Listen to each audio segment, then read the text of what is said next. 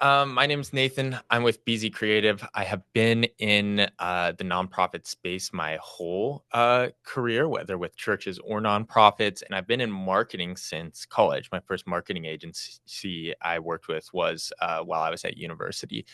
Now I work with BeZe Creative, a local marketing agency. We do a lot with nonprofits. We do a lot with for-profits, and we really do our best to figure out what is the best way for an organization or a company to use their money most effectively with marketing, because there's so many ideas and there's so many things all over the place. And so some of this will be a little bit repetitive for you guys, but I don't want that to turn anyone off. What I'm going to do is give you a framework for your whole campaign. There will be elements of this that we can dig in a little bit deeper too.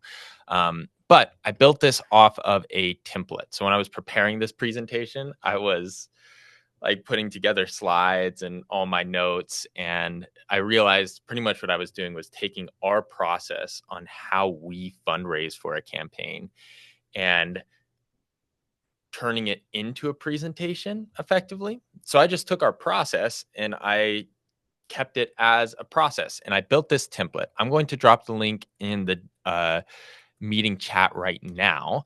And I'm also going to share my screen. We will email out this link at the end of the conference or at the end of this meeting. But this is your document. We're going to have 4 tabs here. You should have view only permissions on this, which means you can use this by hitting file and make a copy.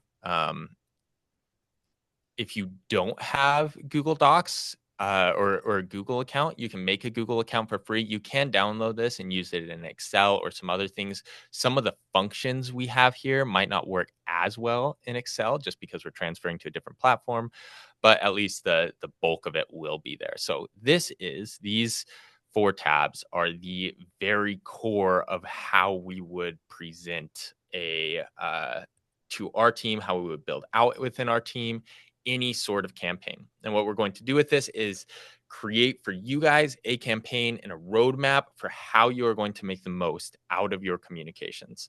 It will start with messaging, setting goals, a content plan to hit those goals and communicate that messaging, and then some other action items that sometimes get forgotten that I really think you guys should consider. So this is a fill in the blank, click anywhere, type whatever you want. We're going to go through piece by piece. But because we are limited on time, I built this as our almost MVP. There's elements of this that you who have been in this space before might know that this is like a shadow of what it could be, that there's bigger and better ways to do each step in this process. So if you know how to do it better, do it better. I kept this simple so that those of you who know how to do one of these elements better, you have the framework to know you should do it, but do it as well as you can. And those of you who don't know how to do it, it's better to have something than to do it perfectly. So I don't want to spend a ton of time unpacking how to create a call to action, which is this do section here, without you also knowing how to do a content plan, create some SMART goals, so on and so forth. So we'll be building that out. I'm going to go section by section in each of these tabs. And once we get through all the sections, I'm going to stop. If you guys have any questions, you can ask them then, and then we'll jump on to the next tab. So yeah, with that, I'll just get started. This is your messaging tab. When we do this, we'll eventually build it out for our projects a little bit more designed in the design style that we're going with. But this is at least your very basic place. If you create any piece of content, everything you do, you should come back to this tab and say, does it accomplish what's on this tab? Specifically, the stuff on this right side. So we're going to start on the left tab, and then you're going to accomplish what's here on the right tab. And some of this will be a little bit familiar if you came to our presentation at the nonprofit conference last year, but some of this will be at least a little bit new. So we're going to plug in what you already have, your mission statement, whatever your organization's mission statement is. All of our messaging should in some way relate to this. So it's good to have it there visually, see it. That's copy and paste. And same with your values, right? Our values as a company are pursuers of excellence, curiosity seekers, whatever. That's what ours are at BeZe. You put your values in here. And these are, again, as a litmus test. Whatever we fill out after this, if it isn't in line with your values, if it's not in line with your mission statement, it's a really good indication that you're not there yet. We have some more work to do. Next comes donor persona. And a lot of you already have a donor persona, as you should. If you don't, this is your smallest possible version of a donor persona, right? We might say, and expect to have a few different personas. Let's say for a lot of you, your biggest donors are going to be, let's say, 50 plus. They are people who are maybe retired, so they're not making a lot of money a year. So you can just put something small there. Maybe they have a lot of money, and we just want to indicate that. Maybe we're going to say 100K a year because we're looking for people who have a more stable income that are over 50. And these people, I'm going to use one classic example, which is nonprofits that have some degree of religion involved. 50 plus tends to respond really well to religious activities. So we might say, hey, we've noticed our 50 plus donors are very much religious. And then maybe we've got a 24 to 35 range of donors who are making 60 to 80K a year, and their values are humanitarian. These are ways for us to start to understand what are the types of people we're talking to and breaking that up. So I'm going to delete these as I go if I type things, just so that you guys can come in and copy a blank document. And then there's these key questions. Most of you who have seen a donor persona are probably pretty familiar with seeing messaging pillars in this part of your donor persona. I'm trying to make this a little bit simpler. This is how we would help figure out what our messaging pillars are. If someone in this persona, let's say that 50 plus range, that's really concerned with religious activities, I've got some instructions right here for you. These key questions are a place to identify the most common questions a donor might ask you, so you know how to get ahead of it, because we want that to be part of our messaging. From those 50 plus religious donors, we might be hearing a lot about, what churches are you connected with, or things like that. And our humanitarian donors, who might be in that younger age, or maybe we have people in that 50 plus that are really focused on humanitarian or political or whatever that value is, we might be getting different questions from them. So by the time you finish this, you should have a couple different ideas of who your personas are and their values. And then you should write out, these are the questions we either get from them or we expect to get.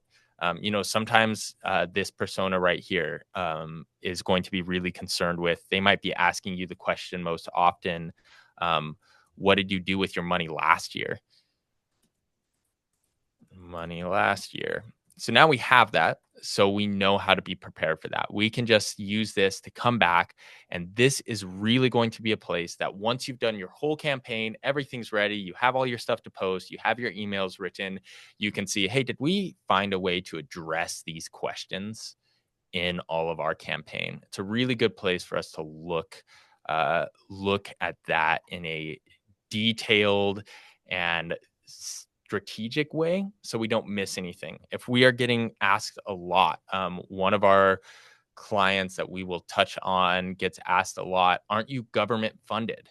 Why do you need to fundraise? Don't you get your money from the government? We want to make sure that that question's addressed here, so that we can make sure by the end of our campaign, we have addressed that everywhere. Because for every question you get asked personally, or every suspicion of a question, we have to anticipate there's people actually asking that question in bigger numbers who will never come to you. So you never have the chance to clarify if we don't get ahead of it.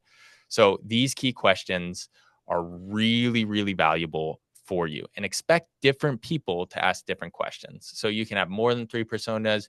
You could have only one persona. I really expect you to try to get at least 2 personas. And again, if you've done a donor persona before and you have a more in-depth version that's not just age, income, and values, we would really encourage you do the more in-depth one. Don't just stop at age, income, and values. Again, this whole document is our minimum viable process. So if any of these bullet points, any of these sections, you think, I know how to do that much better, I would expect you to do that much better then. But you can get a long ways with just this. So then after we have all that, this is the key to any messaging if we're going to do it simply. No, feel, do. Uh, a f- I've got little descriptions here for you. The know, what is the one most important thing for your audience to know in this campaign? The feel, what do you want your audience to feel like after interacting with the campaign? And do, what exactly, specifically, do you want them to do? Once you create this, and I'll show you an example of this in just a second. Once you create this, this is a place for us to come back to whenever you create anything. You write an email and you say, we wrote this email. Looking at the email, does this help our audience know this? Does it help them feel this way? And does it help them take this action? Do they know to take this action? So having that super specific know, feel, do. We're not looking for all the content. You can't answer all these questions in the know. So what is the one most important thing for someone to know? Effectively, if I took all your audience, all the people that follow you on Facebook or Instagram or LinkedIn or wherever you're promoting yourself, if I took all of them and I interviewed them all one by one and I said, hey, how did the posts leading up to Idaho Gives make you feel? What do you know about it? What do you know about what they're trying to do? Things like that. And what did they want you to do? The hope is that your audience would be able to answer those questions in the way of what you wrote out here. So an example about that again in with this campaign, what we wanted people to know, the key content is you were made to make a difference. And that difference can start by empowering communities in Uganda. We really wanted the knowledge to be focused on the audience. If you want to get more in depth with this, the book Story Brand is a great place to start. But we wanted the audience to know uh, what they know that they were made to make a difference and focus on them as people. You were made to make a difference, and you can start making a difference by donating to this community in Uganda.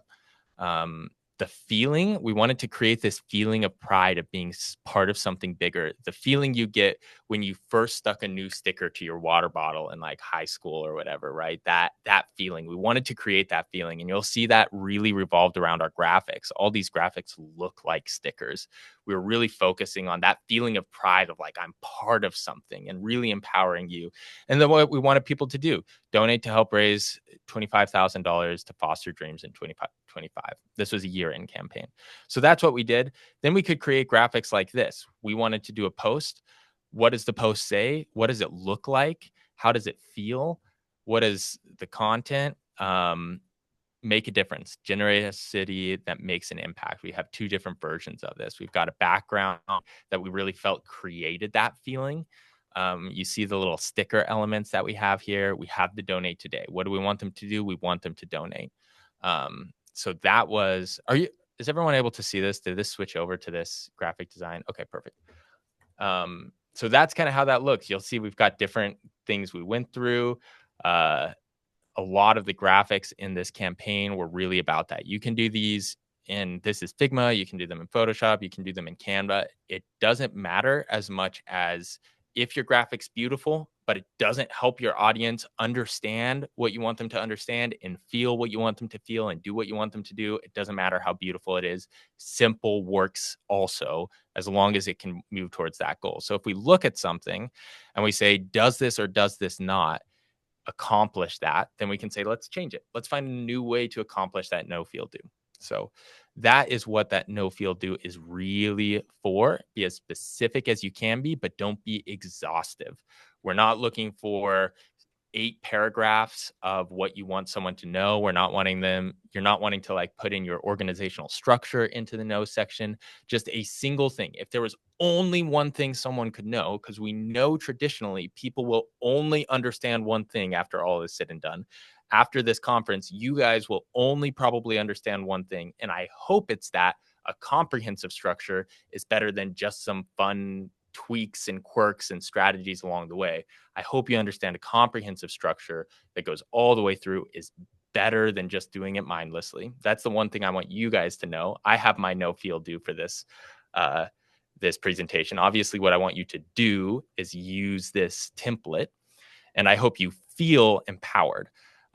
If I got too much more exhaustive than that, then I would be in a pickle trying to trying to figure out how to do this well. So being really specific, clear, and simple, making sure that everything on here is accomplishable. So that is your first page. By the end of putting this page together, you should know what you want to say broadly. There's specifics like how you want to say it. Do I want to tell stories? Do I want to show facts and figures? How do I want to say that? Which we'll get into in the content plan. But for this section, you should have the key heart of what you want to say in a campaign. So that's the end of tab 1. I'll open this up for some questions about this. We can always come back with more questions later, but does anyone have any questions about this tab, how to fill it out, how to use it?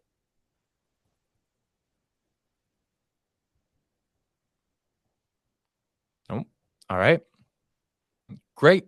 I'll take that as a good sign. If you don't have any questions because you haven't been listening to me, that's your own fault, I guess. We'll jump to this next section. This is super quick. Um, this is all about your goals. I want you guys to have some goals. You don't have to use these 4 goals right here. You can, though. It's not a bad idea to use these goals. These are goals that we see really often in a campaign like this. But we are looking for SMART goals. If you don't know what SMART goals are, they are, let's see if I know what they are. A SMART goal is a specific, measurable, oh my gosh, I should know this. I was literally talking about this in a meeting this morning. Specific, measurable, I can't remember what the A is, achievable, relevant, and time bound. That achievable, which is not the one that I should have gotten caught up on. Achievable is important. We've sometimes not let our goals be achievable.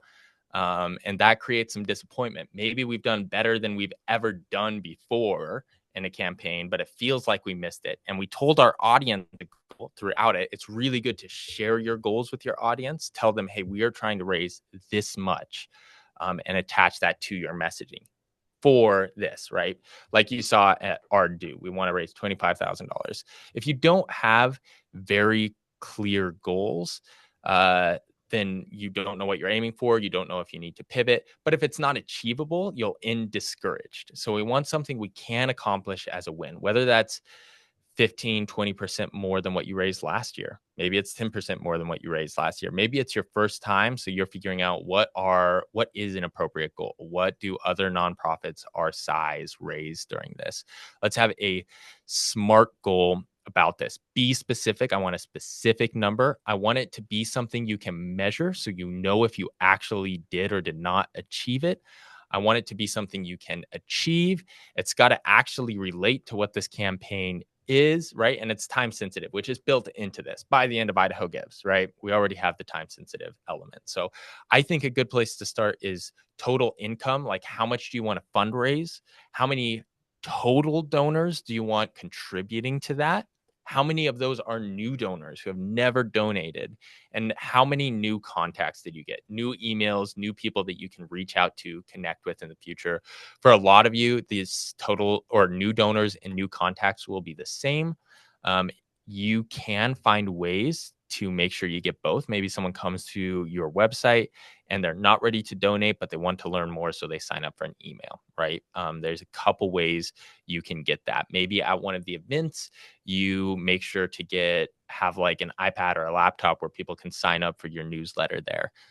If they want to learn more, and you make sure at those events that you're actually inviting people to sign up for that newsletter. Whenever they're like, oh, that's so interesting, that's cool what you do, you say, great, if you want to learn more, why don't you sign up for this? You can get those new contacts. These goals paired with this messaging is what will allow you to actually make a content plan. The amount of people that just start posting stuff without having a specific, measurable, achievable goal and have no idea what exactly it is they're wanting to say, it's crazy. Huge organizations do this without putting these things together. Again, there's more in-depth ways and there is better ways to do this. Again, if you want to get even better at that messaging, I do suggest Donald Miller's Story Brand. We go through it with huge and small companies, Fortune 500 companies. We go through it all the time. I teach a class at college in LA, and nonprofit marketing material class, and this is our textbook. very, very good place to start if you want to get more in depth than what is this template. Yeah, those are your two first categories. Once you have those outlined, you have the ability to make a content plan. So, any questions about your SMART goals here? I did not write on here that these should be SMART goals. I will actually just add a note here.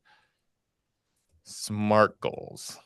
I'm trusting that since you're here and you're listening, you know what that means. But of course, you guys can always reach out to us if you have questions about what any of this means. All right. Any questions about SMART goals? Any questions about how to set or how to find an appropriate SMART goal? And if you have any questions, you can put them in the chat and we can get to them later if they come up during any part of the presentation. Yes. Yes, absolutely. And I'll actually type in the full name. I call it Story Brand because it's kind of core, but building a story brand by Donald Miller. That's the book. I just dropped it in the chat for you guys. Really good one for your whole organization to go through. The key content of that is you have a brand, and we tend to like to make our nonprofits the hero of the story. And the very core, simplest possible message is we are not Bilbo Baggins. We are not the hero of the story. Our audience that's giving, we're framing this as if they're the hero of the story. And we are the guide. We're Gandalf coming in, giving them the maps on how to make that. So if you look at that Rouge campaign, that was not about look how great we are. It's look, you were made to be a difference. You're the hero. You can make an impact. You can make a difference. We're going to come alongside you and guide you in terms of how you can make that impact. So that's the heart of Story Brand. It's written for profits, so it takes a little bit of reading to be able to interpret this into the nonprofit sector, but really, really healthy if you can. Again, we've seen Fortune 500 companies use this as their messaging. A guy that does some internships at that same university I work with was the first to really say, hey, your students need to be studying this if they're ever going to work at our level. And he's a consultant for companies like Google, Caterpillar, large companies on how they promote products. So it's a good place to start. All right, enough of blabbing about books. Let's get on to your content plan. This is I haven't used this out of this template before because we do this in ClickUp, our project management software. Asana is a free project management software, or has a good free system as well. We do our internships through Asana outside of our company, but whatever project management software you use, you can use that instead and just take the principles from this. Sometimes it can be good to plan it out in here so you can see it in one place and then input it into your project management software. But you can also use this as your project management software. You'll see there's this owner category right here where we can assign stuff. And if you click it, you can actually pick whose email you assign that to.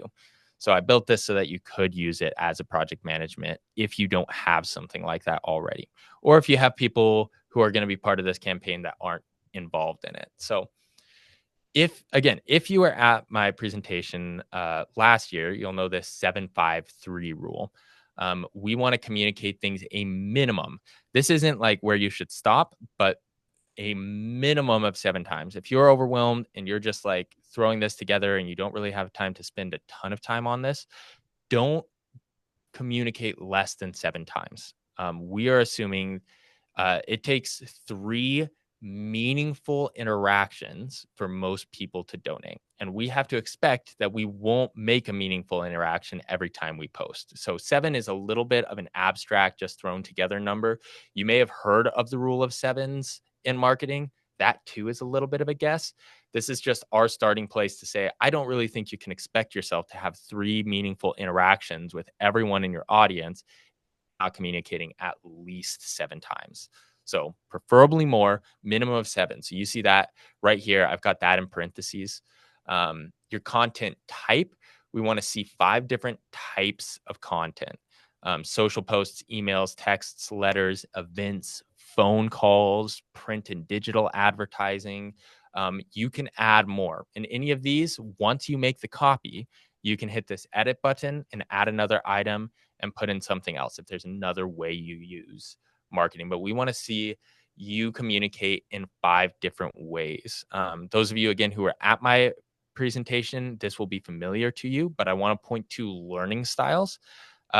Learning styles, we're talking, am I a visual learner? Am I an auditory learner, right? Do I learn by doing things with my hands? Those Whatever our preferred learning style is doesn't seem to change how well we digest information in reality.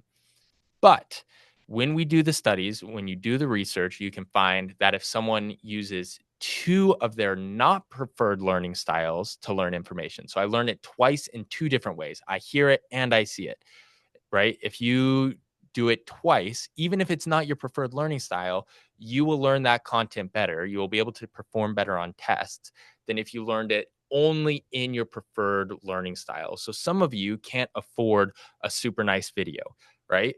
So that matters a lot. It's really impactful. But if you can only do a cheap video that you do yourself, but you can also write it in an email and you can also have it in a social post, a graphic or a photo. If you can do it in multiple ways, we're going to say that's really, really valuable. Multiple places, 5 different places is what we're looking for.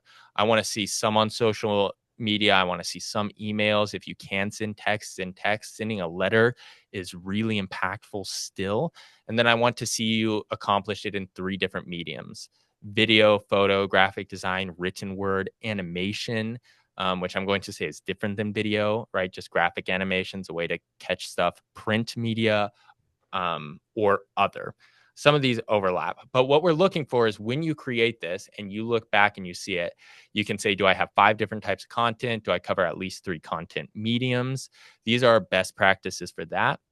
You say when we're like cooking, we want to see a really colorful plate, our final plate. Then we know we have all the different nutrients, right? I want to see this be a really colorful template when you're done with it. That is what we are aiming for. Okay. The more colors, the better off you are. That is our best principle. I want to see 7, at minimum of 7 posts. I want to see them in 5 different types of content or 5 different places. And I want to see at least 3 mediums accomplished. Describe what you want, describe what you're trying to accomplish. This is a great place to explain, hey, I want to do a campaign introduction. Here's how I'm going to tie it back to my no field do. Use that description to really make sure your whole team's on the same page before you start creating content, that you have described what the purpose of this content is, how you're doing it. Assign it, give it a due date, and give it the date you're actually going to post it, because then you can have a great little plan. I know everything I'm posting. I know exactly what it's all going to say. I know where I'm doing it. I know what it's called. I know who's in charge of it. You'll be so happy. I have this file section here where you can grab and input files from Google Drive if you have them. So then you could put all your photos in Google Drive and then you could just link them there, right?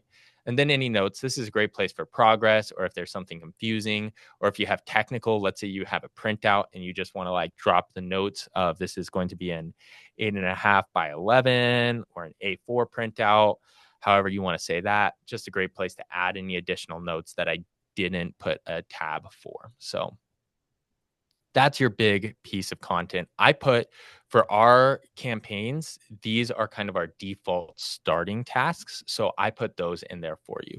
I love to see a campaign introduction, and I love to see that in a social post with video, even if it's just you with your phone. And I love to see a campaign introduction with email, and you can select multiple things. You should be able to select multiple things. Now you can select multiple things. Um, I like to see a campaign introduction with a photo and written word, and I love to see a video introduction for your social post. This, you can do this differently. That's why this content medium column isn't filled out.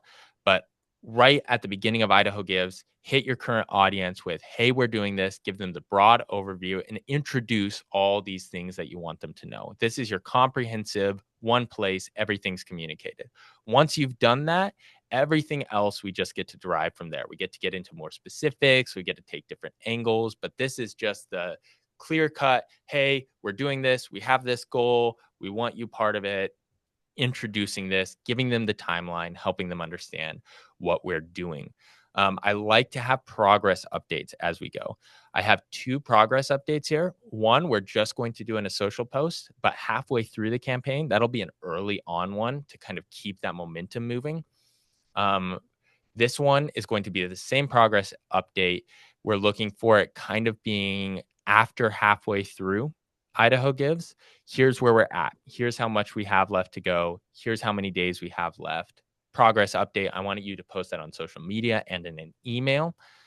And then we're going to do a final ask on our last day. That's going to be an email and a social post as well. This is another great place for that social post for you to get on a video, even if it's just you on your phone or you work with a video agency to build that video. You can just shoot all the videos at the same time because you were a good campaign manager and you filled out this whole document beforehand and you know exactly what you're doing when you get to the time to create the content.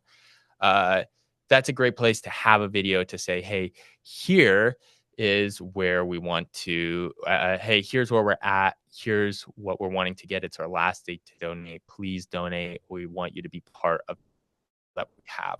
Great place for that. You can put that in your email as well. And then our final update. We want to care for our donors. So when all is said and done, when the campaign's over, maybe the next week, we want to say, hey, we hit our goal or we missed our goal, but we are still committed to this. And here's what we're doing with the money you did raise and you made this impact. We're going to care for the people that donated for us. So that final update, I'm going to drop in the description here. This is donor care. We are thanking everyone that participated. This will be a key piece. Don't stop here. These are just our like starting places. I want to see other pieces of content from you guys about what you're doing, about the impacts you're making. There's generally, I don't have a spot for this. It was on my original slide deck before I switched to this kind of template presentation for you. But there's two ways we want to communicate everything. We want to communicate it with information and with stories. So you'll see some of the nonprofits we've run with campaigns for, one of them being Glocal. We had, let's see, I don't think I have it up. We had with Glocal a post that was about a story, someone they impacted, a refugee that they impacted. And digging into that story. We've done that with videos. We've done that with emails explaining that. We've done it with a photo of them and then a very short version of the story in the description for a social post. Here's a story of someone we've impacted. And then we also had the stats. This is how many refugees need this kind of service in Idaho. Separate posts, one information, one with story. Everything that you communicate, I would really love to see you do it with information and with stories, and preferably separately. You don't always have time to do that, so sometimes those have to collide. But I want to see some stories on here. I want to see some information. I want to see some impact you made in the last years. These posts you can really derive from where is the intersection between these questions and your no feel do, right? We can use these to determine what those other posts are. So don't stop here. This is our most basic version. None of this works if you don't have a storytelling approach here to really accomplish. Here's who we are. Here's how we want you to know these things. Effectively, the campaign introduction can't be the only time they hear your no feel do. This is a great time for other posts, other emails, sending an email as a story. You'll see here, this was for that Glocal campaign. We have our no feel do. This was a video that our script writer was writing. This was the launch video, the introduction. We also had this friend group, which we wrote questions. We interviewed people that have volunteers with refugees for Glocal, and we wrote questions based on this. And you can see my scriptwriter dropped our no feel do at the top of this document to make sure that what they were writing fit in with those to accomplish them and fit in with the ideas they were coming up with. So that is a great, great place to come up with new pieces of content, Make sure you know that they land with that no feel do. And then once you've accomplished this content plan, once you've built this whole thing out, it's a great place to look at the whole thing, open this up in another window and say, does this line up with our values? Do we like it? Does this answer some of the most common questions people ask us? Or are we just leaving people stranded? Do people know, feel, and do? Do they know how to do what we're asking them? Do they feel this? Do they understand these things? All will come together. And then again, have we communicated our goals? Do we think this will help us accomplish these goals? Use these first tabs to test whatever you come up with in this content plan. Okay, that's the end of the content plan tab. Any questions about this? We had one in the chat is have any links or a breakdown of the 753 rule? Ooh, I do not. Unless we know if there's any recordings of the presentation from Idaho from the conference last year? No recordings because that was in person, unfortunately.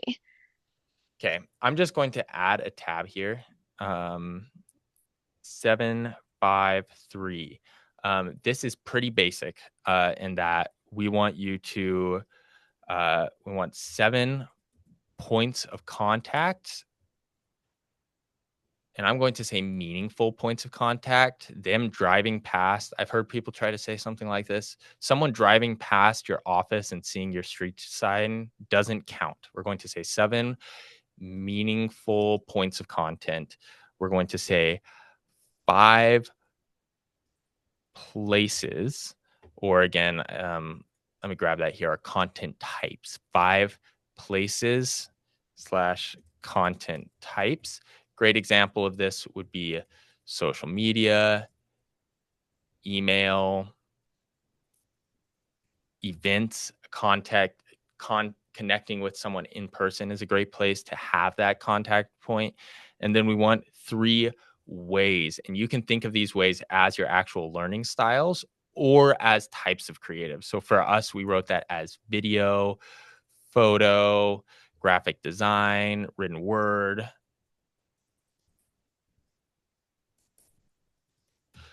You can also think about this as visual, auditory. What are the other learning styles? Um, I'm just going to drop other learning styles here. This is your 753 in the most basic sense. I really should put together a better piece of content for that. This has always been like internal training for us until this last year's conference. So I haven't made a very public piece for that. But there's some notes for you at the end if you want that. Let's drop some rules.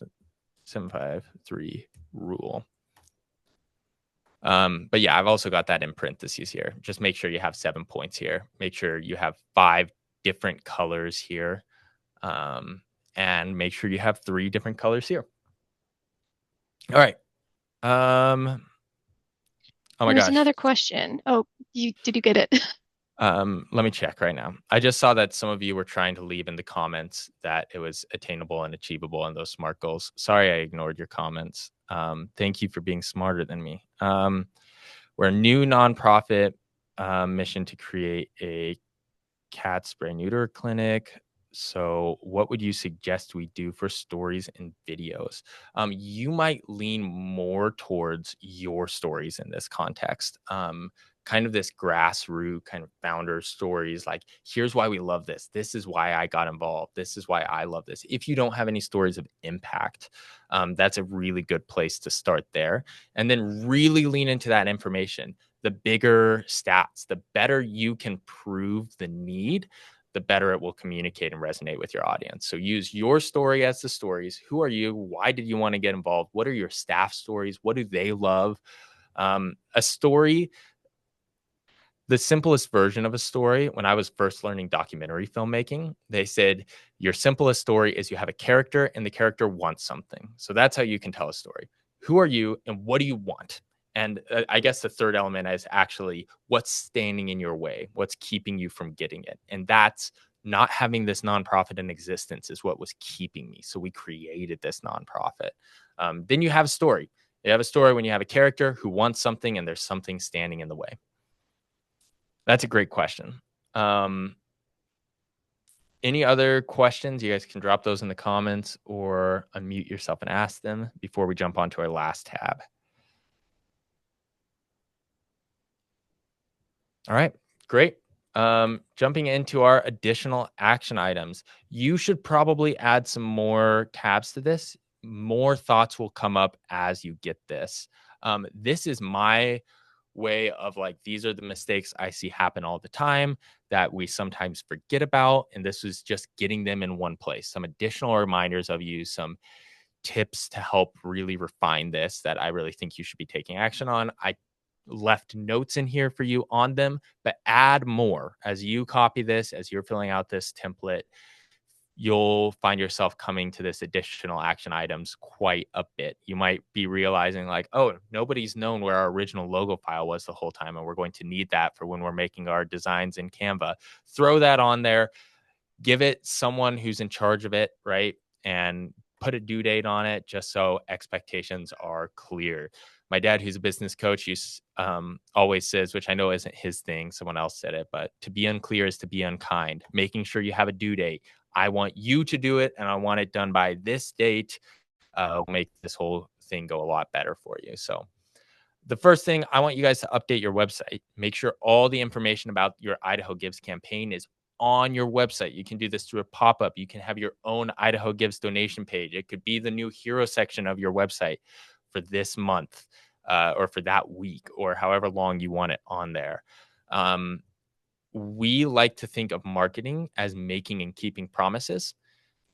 If we are having this relationship with someone where we're saying, hey, we have this goal and we're trying to do this, and they see that in a social post and then they remember it, they're trying to tell, let's say, their spouse at dinner about it, and they go to your website to try to find the information and they find nothing, they can't find this information, they can't find what your goal is, and they just can't find it. That's kind of a breaking of trust, especially if there's someone else involved. We want to keep people's trust. We want to say, hey, if we're coming into your life by communicating, by doing ads, by doing social posts, however you're coming into their lives, we're coming into your lives as someone who's helping you donate, make an impact, make a difference. And then they go and they find you're not actually helping them make a difference anymore because they can't navigate your website and they can't find the information that you've been telling them to do. And they're having to dig through all their emails to find it. Bad. We've broken relationship with them. We want to make promises, even if they're implicit promises, like, hey, we're here to help you donate. And then we want to keep that promise by making it really clear if they go to find more information on your website. So please update your website. And then you see this task at the bottom, and then put it back because you don't want it to be July and you still have all your goals for Idaho Gives on there. Update it to a new goal or something like that. In that line with your website or whatever you use to receive donations, if you have a link to the Idaho Gives donation page, which is what we're suggesting, make sure that link works. If you're going to put a link in your like social posts, click the link. The last thing you want is for someone to say, yes, I'd like to donate. And then they click a link and it's got a typo in it and it goes to the wrong place. The last thing you want is to tell someone to donate and they click the donate page on your website and it just doesn't work. We unfortunately had this happen this year on Giving Tuesday, where one of our nonprofits that we do a lot of work with, their donation button wasn't working. You could fill out the form, you could see the form, but when you clicked donate, it didn't work. And we didn't catch that until the end of the day on Giving Tuesday. That is a devastating thing to make a mistake on. Don't make the mistakes we've made. Check everything. Go through as if you're donating. Donate $1 to yourself if that's what it takes. Know that it works. We really think you should have a large donor game plan. So define what a large donor is for you. Is a large donor someone that gives $5,000? Is it someone that gives $100? Whatever that threshold is for you for a large donor, make a personal point of contact or something, have some way of thanking those people who are really big donors. If you have that threshold at $5,000 or at $10,000 and someone gives $10,000, you have their email. Send them a personal email saying, "Thank you so much. This was a huge donation. It helped us reach our goal." And go back to that no feel do. Help them realize that this donation you're thankful for because it helped you accomplish this thing, and help them feel that way. Really edify that they helped out. Yeah, edify their donation. So whatever your big threshold is, have that goal. That person is a high value donor if they're going to give whatever your high threshold is. They deserve an extra touch point. They deserve personalization. Most of us with our staff can't give that level of personalization to every donor, but for your big donors, do it. If you can call them, if you can text them, if they're on Instagram and you just want to make a video of you saying thank you and sending it to them in a DM on Instagram, whatever your plan is, there's better and worse ways to do this, but all of them are better than not having a plan. Make a plan for your large donors. And you should probably keep that plan after this campaign and keep it going, but it's a good spot. Create a mood board. You can use Pinterest, or there's a platform called Cosmos as well, which is what I use. Um, Cosmos right here, cosmos.so is the URL. It's kind of like Pinterest for creative directors or art directors, but you can search all sorts of things. This is one of what an art board might look like. We just put it all in one place. I've seen people just do this in a Google slide, and you just find stuff on Google search and you download it and you put it in. But having an idea of, hey, I really like how this looks. I really like this messaging. Looking at people who have done this better than you gives you a starting place, to have somewhere to go to really pursue and fight for something. So like we really really liked this, um, all this, like the photos of the back of heads, because we're seeing in the blurry background what this person's seeing in their life, and then we're getting the text on their head. I loved that thought. That like inspired quite a bit. I have this one board. If we find this, um, there's some duplicates on here. As we were doing this campaign, I found that I really really liked the idea of these old documentary posters, uh, for this campaign that we were doing. I'm just actually going to pull up what became our no field do for that. Um, let's see if I can find it, just so you can get an example of it in real life. It's right here. Yeah. So here we go. You see some of this.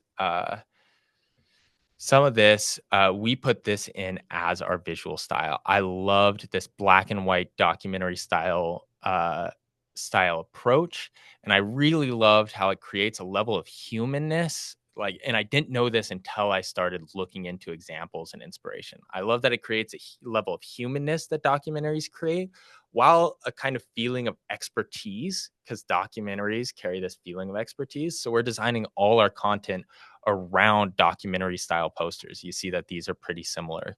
They've got some big differences, but there's some similarities here. So mood boards can really help unlock some ability to be creative that you may have not thought you had.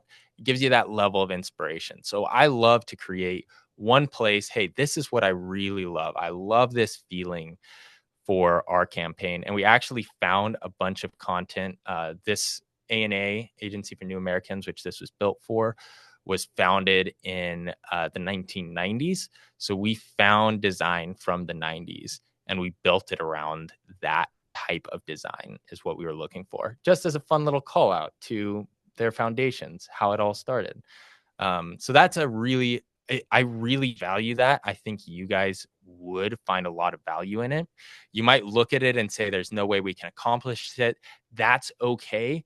It might just be something that helps you pick what Canva templates you use, right?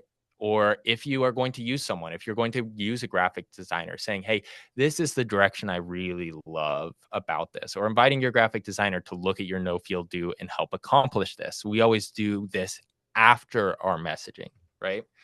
Um, So this is good to have a mood board. Pinterest works really well for this. And I know a lot of you already have a Pinterest account. Cosmos is good because it's only marketing materials. So you get some of that, but it's also because it's only marketing materials. Sometimes it's pretty elevated marketing materials. So there might be a degree that's not achievable in it for some of you. I'll leave that up to you. I just encourage you find some inspiration. Don't do this entirely blind.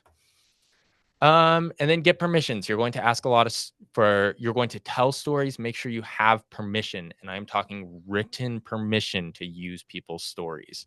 That is just one last piece that I don't want you guys to get yourselves in trouble for, especially if we're telling stories that are vulnerable or about vulnerable people or about children. Um, let's make sure we do it ethically. Um, Sometimes we forget about that. I've seen this with an orphanage I was working with, and that they really, really cared about their children until it was to market. And then they didn't care where their stories were, and they didn't care if they had permission to use their stories, and so on and so forth. Sometimes when we're marketing, we get blind to our values. So making sure we get permission and we're telling stories in a healthy and fair way, really, really valuable for you. So get permission.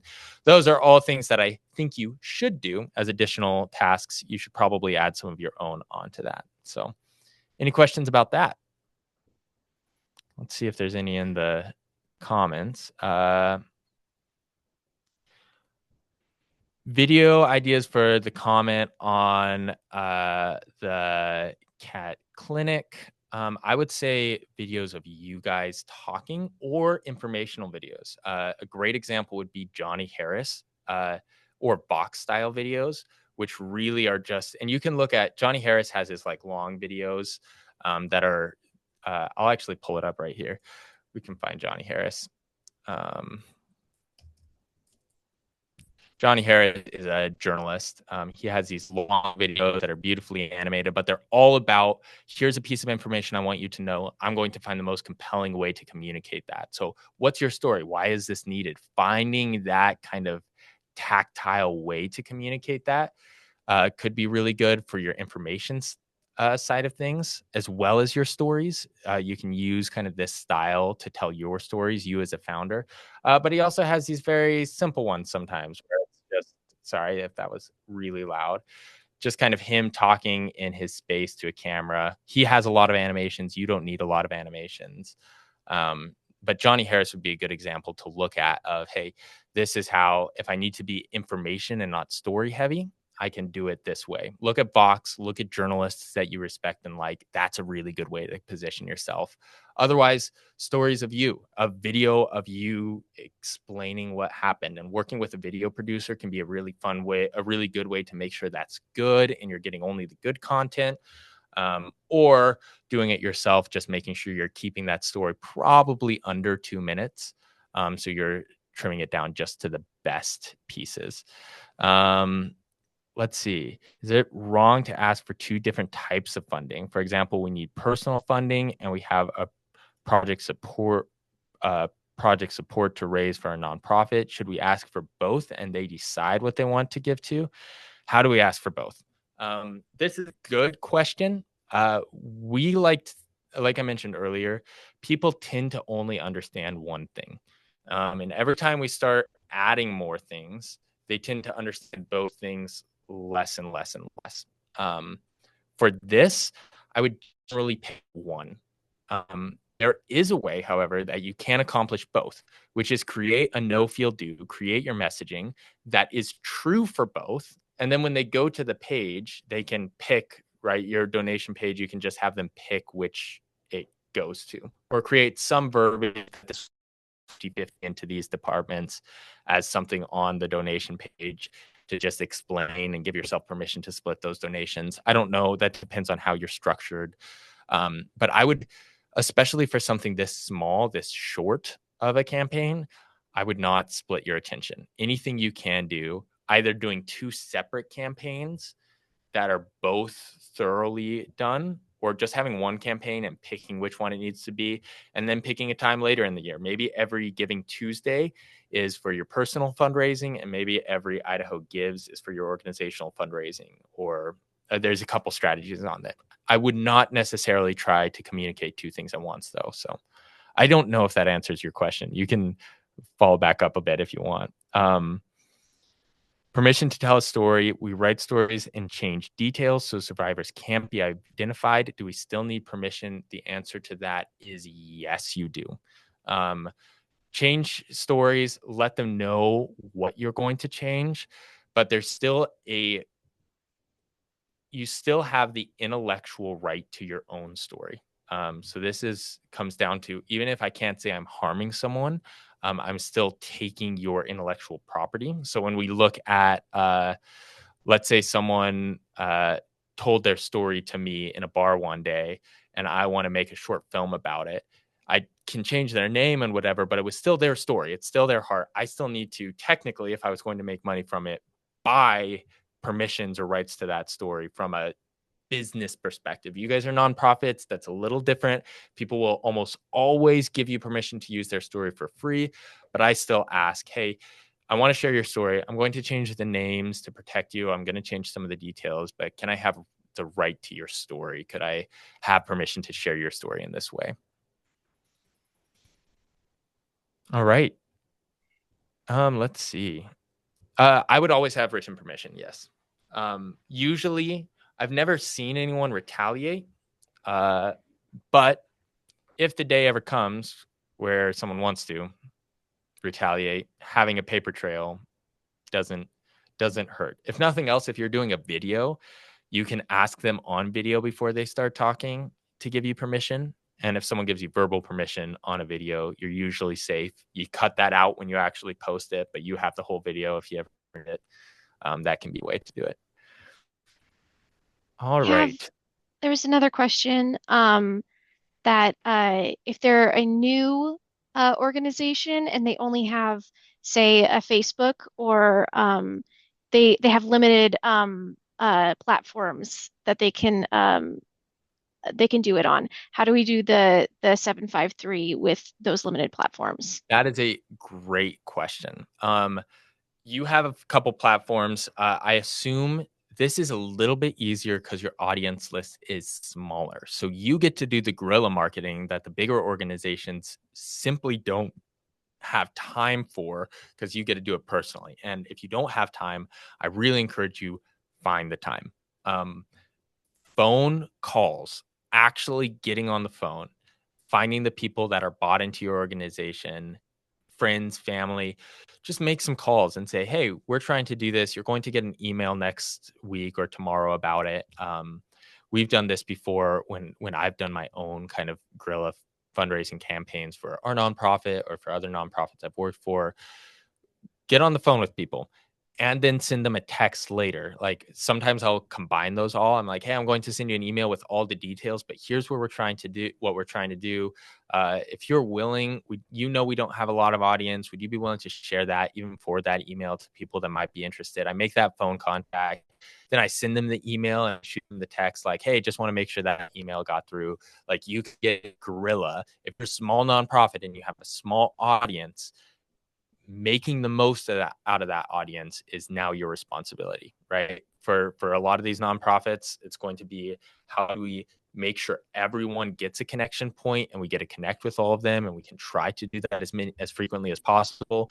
Your job is personalization. How do you just do that personally? I would still send a letter. All of you, I would send a letter, and I would try to mail it so that it hits a couple days into the campaign. They see the campaign, they say this is interesting, and then they get a letter and they're like, oh, this is serious. Like there's this level of credibility. And don't design it out. Don't throw a bunch of photos on it. Don't, just have it a letter that's actually a letter, print it out, sign it on the bottom personally if you have a small enough list that you can sign it personally. Otherwise, get a photocopy of your signature and attach that on for the print process, but write a letter. But you can email, text, letter, by phone. You're probably going to want to come to the Idaho Gives events, right? And social posts. So that's, I think, 6. So we can accomplish that 5. Again, photos, written word, and a video, even if it's just a video of you talking to your phone, introducing what you're trying to accomplish, and post that on your Facebook, can still accomplish that.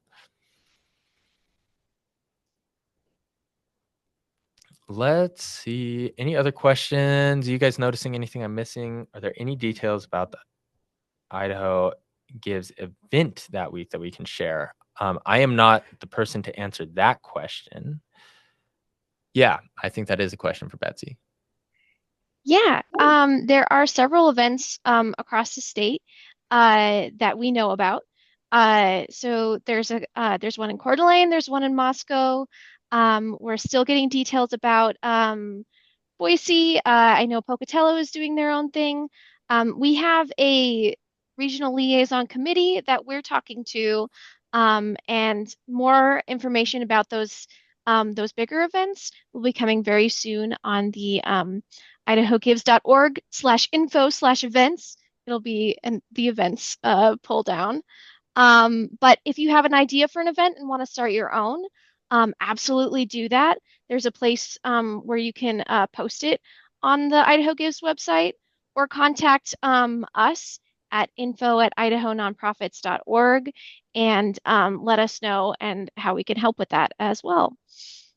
All right, I think for time, so I'm dropping that template once more in the chat. I'll get this to Betsy so she can send an email out to all of you as well. Please make a copy of it. You won't be able to fill anything out if you don't make a copy. If you have any questions, you can always reach out to us, especially questions about Idaho Gives specifically. The Idaho Nonprofit Center is great at answering that and servicing, caring for you guys. So I think that's all I got. Thank you guys so much for being here. Really appreciated having you in the room. Awesome. Thank you, Nathan, and thank you everyone for attending.